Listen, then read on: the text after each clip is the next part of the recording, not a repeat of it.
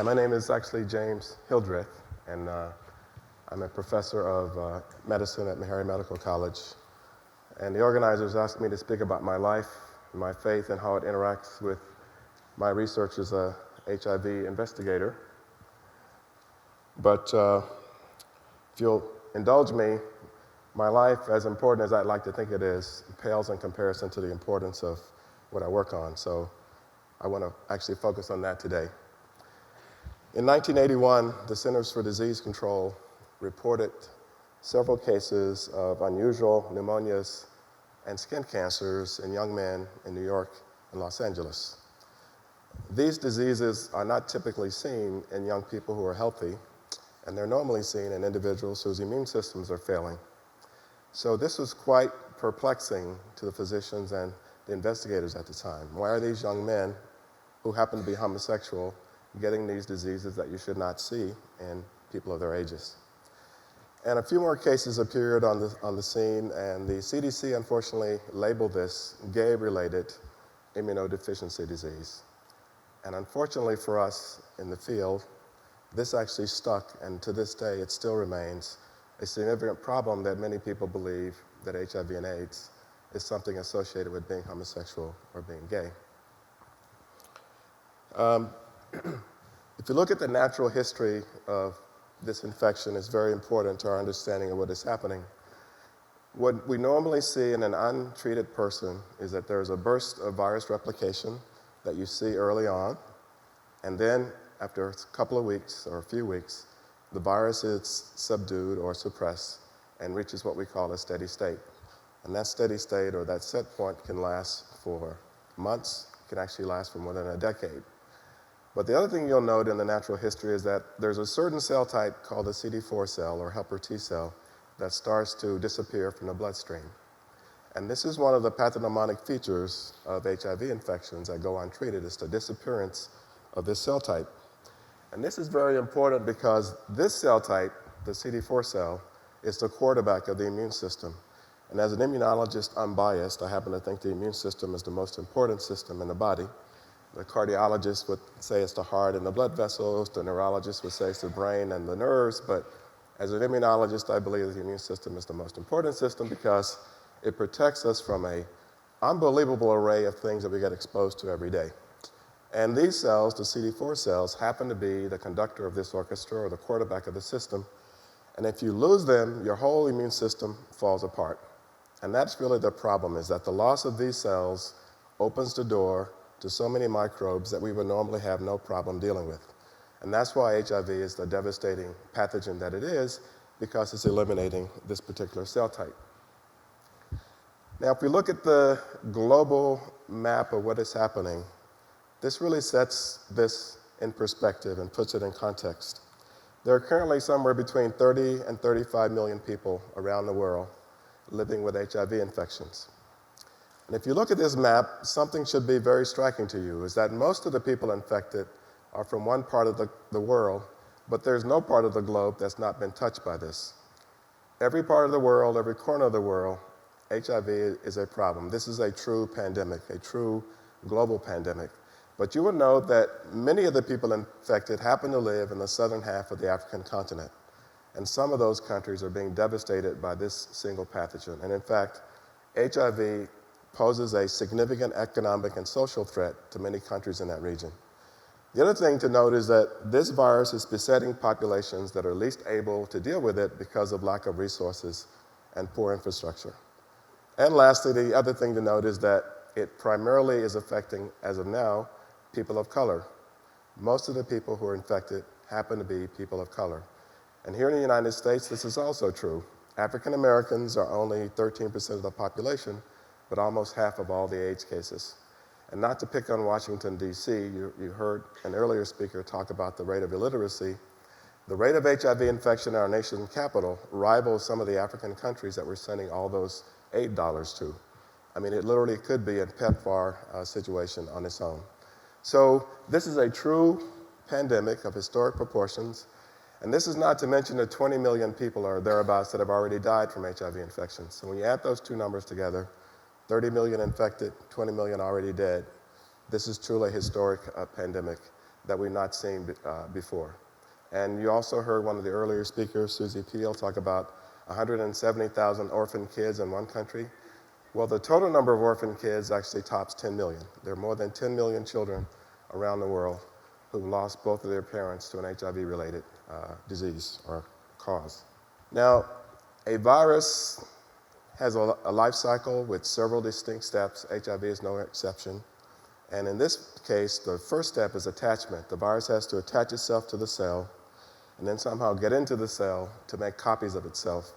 And that process occurs through a mechanism called fusion, in which the membrane of the virus becomes continuous with the membrane of the cell to allow the payload to get inside, the genome of the virus, so it can be replicated. My research, which started in 1986 or 7, has been focused on the first step and the last step of this life cycle, the attachment step and the release step, and trying to find a way to stop those as a way to control HIV replication. So when I was asked to consider working on HIV, one of the things that struck me immediately was a disconnect between the size of the genome, the amount of genetic information the virus has, and the complexity that it causes when it infects a cell. Many viruses, for example, the herpes virus and other viruses that cause significant disease, have rather large genomes. They have lots of genetic information in the DNA that they carry inside of the particles. HIV only has 10,000 base pairs, or 10,000 alphabets in its genome, which is actually modest and very small.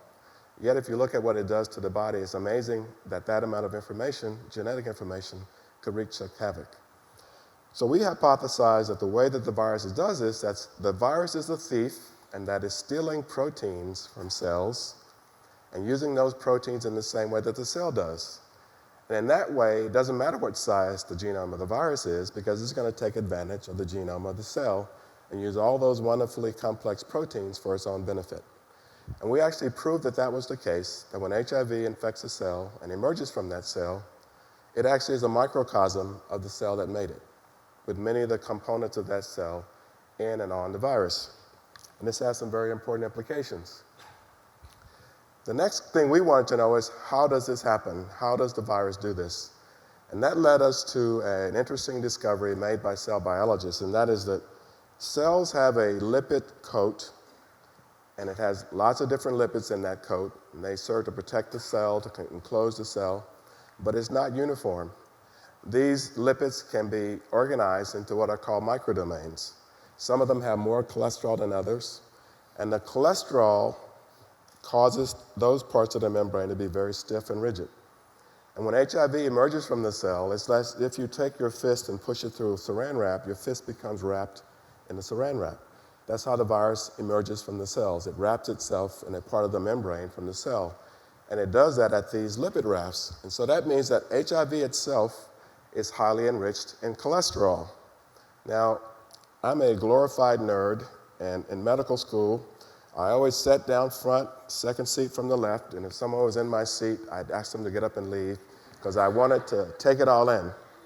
And I remember this lecture we had about cholesterol, and even though it's bad for us, it does so many wonderfully important things. One of those is that it mediates the fusion between biological membranes. That cannot happen unless cholesterol is present. Life itself, when the egg fuses to the sperm, is controlled by cholesterol. So we wondered if cholesterol in HIV might serve the same purpose. And that led us to another friend from medical school. It's a sugar called beta-cyclodextrin. It's actually a polymer of sugars. You take 7 glucose, you draw on them head to foot to make a circle. It looks like a barrel. The outside of the barrel likes water. The inside of the barrel likes fatty things. And if you add this sugar to cells, it'll actually remove cholesterol from the membranes. We asked what would happen if we took this sugar and added it to HIV, and something wonderfully amazing happened. If you do this, add the sugar to the virus, you actually kill it. The sugar removes the cholesterol from the virus and punches a hole in the membrane. The virus on the left is a control virus that has not been treated. The virus on the right is a virus that's been exposed to the sugar. And who can tell me the difference between those two particles? In addition to having an afro, The one on the right, if you look at the bottom, there's a big hole in the membrane. Removing the cholesterol has compromised the integrity of the coat of the virus and has lost its internal components, and that virus is dead. So here's this natural product, a sugar, with the ability to actually kill HIV. Now, one of the things that occurred to me right away is that this would be a wonderful candidate for a microbicide. Microbicides are chemicals that kill pathogens, and they're topically applied. And for women in many countries where resources are limited, as you heard earlier from Susie, they cannot vote, they cannot own property, they cannot do many things. They also cannot negotiate the use of a condom. If you're a male and you don't want to get HIV, you have two excellent choices you can make. You can keep your weenie in your trousers and be protected, or you can use a condom and you'll be protected. But if you are a female and you cannot negotiate the use of a condom, you're at risk of HIV because you don't have no protection. And in some of these countries, even for a woman to suggest that her male partner use a condom would put her life, her livelihood, and her person at risk. So women need something in these places that's under their control that will allow them to stop the virus from infecting them. And that is the hope and the promise of a microbicide, a cream that would work just like a spermicide, but instead of targeting sperm cells, this cream would target the virus and kill it.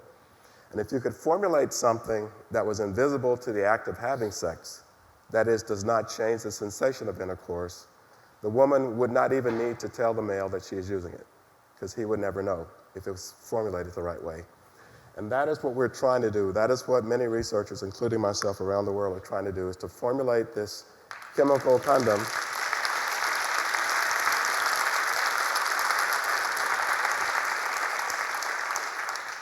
to empower women to have the same choice that men do to protect themselves.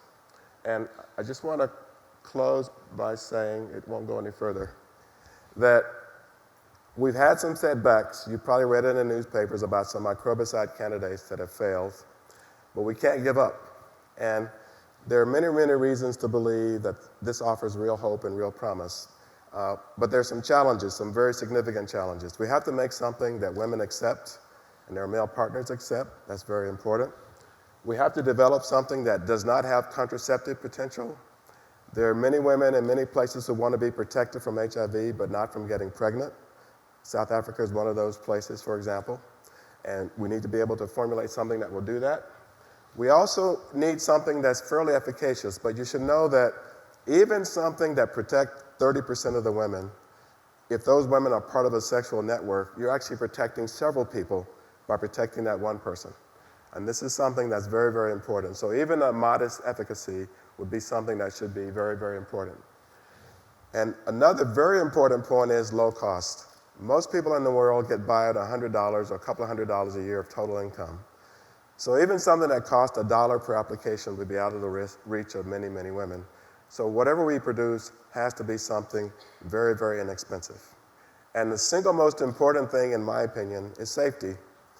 Unlike a vaccine in which you get a few injections, maybe 2 or 3 injections, and you're protected for maybe years at a time, with a microbicide, it has to be applied over and over again, as long as that woman is sexually active, to protect herself. So even a little bit of toxicity cumulatively over that period of time would be unacceptable.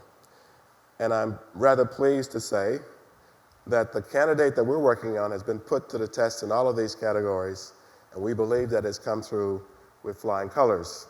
So the next challenge for us is to complete the animal studies that are necessary to validate this, and then very soon do the studies that are needed in humans to get the work going. But one of the messages needs to be that science and doing research is very complex, is very expensive, there are going to be setbacks, and oftentimes the media does not fully reflect the fact that the setbacks do not mean that the fight is over. I can assure you that we're going to find an answer for HIV. And I believe that a microbicide will be a part of that solution. But what we need from you as people in the community is to understand that this problem may not appear to affect you, but this is a global problem. And whether you like it or not, sooner or later, it's going to be at your doorstep. There are children as young as 8 years old getting infected by HIV right here in Tennessee. So whether you're 8 years old or 80 years old, black, white, Hispanic, whatever, this virus can infect you. And you may not be infected by it, but you'll be affected by it because economies and other places that we depend on for products, for resources, for oil and all that, they're going to be devastated by this virus. So this is a global effort. Everybody is a part of it. And I'm very proud to be one member of a fraternity of individuals working very hard on this problem. And what I want to say to you is that we think we're going to find an answer. It may not be tomorrow or the next day, but I can assure you, and I've been promised this by the big boss in the sky, whose steps have been ordered for me by him, that we're going to find an answer. So thank you very much for your attention.